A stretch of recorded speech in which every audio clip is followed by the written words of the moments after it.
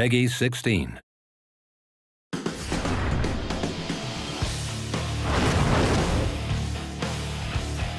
What's up guys, I'm Wes Bunn, Senior Game Designer on UFC Undisputed 3. I'm here to talk about career mode today. For UFC 3, what we wanted to do is streamline the process to get you back into the fights as quickly as possible. The goal this year was to have more things for you to do with less time to do them. The amount of time spent in between each fight has been reduced, so you're only going to get 2 to 3 actions before you're going into your next fight. Once you get into your fight and get back into your training for your next fight, you got to try and pick which area you want to focus on and the limited amount of time that you have to do it. For UFC 3, we wanted to actually tie you more into the brand, into the world and culture of MMA. So all the cutscenes that we've had in the past, they're all gone. This year, we included tons of real-life footage with some of today's top UFC fighters. We call this feature the Career Live Movies feature. So when you're going through career mode and say, for example, you get your first professional win, after the fight, you'll get a short little video with some UFC fighters talking about what it was like when they got their first win, your first loss, your first title shot, the first time you were training. And there's also tons of variations of these videos, so it won't be the same each time you play through. Every training game that you do in UFC 3 actually uses the gameplay mechanics. Some of the trainers did help us come up with ideas for some of the training games, like the tire flip, and we also have another drill where you're working on takedown defense by sprawling on balls that are rolled at you. It's something that the fighters actually do, and it's something that we can put in as a training game to help you practice your takedown defense using the actual game mechanics.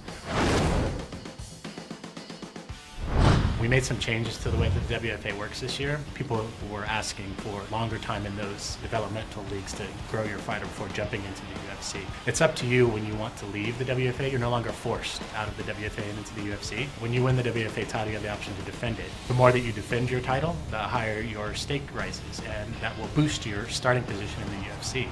However, if you lose, the offers for the UFC will cease to come to you and you have to work your way back up. In UFC 3, the camp feature is really something I think fans will enjoy. There's 6 real-world camps that you train at this year. You'll actually go to their gym and train in those locations with those fighters to pick up moves. The moves that you learn at each camp this year are unique to each camp, so it makes the camps a little bit more special. Midway through your career, you have the opportunity to actually join and become a member of that camp. You'll get the logo. The trainer from that camp will actually become your trainer in the career mode, so you'll have Greg Jackson in your corner, something that we haven't done in the past. The actual progression of career mode itself is still the same. You'll start out on the Ultimate Fight nights and undercards of pay-per-views and things like that, trying to work your way up. Once you make it into the pay-per-view stage of your career, you'll start to get offers to actually go over to the Pride organization and compete in a Pride tournament. We didn't want it to be another organization so that you're choosing between spending your time in the UFC or Pride or WFA, so it's WFA, and then once you get to the UFC it branches into Pride or UFC,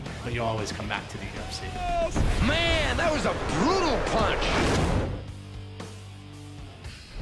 I think one of the big things that the fans are going to love about career mode this year is the ability to play career mode with an actual roster fighter. You can use any fighter on the roster that includes Pride fighters, so you can take any Pride fighter into a career and level up their stats and give them moves and rewrite history or make history the same as it was before with that fighter. It's up to you. And it's really cool because that fighter can also move up and down in weight as you're playing through the career. So you can take John Jones and move him up to heavyweight if you want. It's something the fans have been asking for, something that we wanted to do, and it's finally in UFC 3. Oh, not me!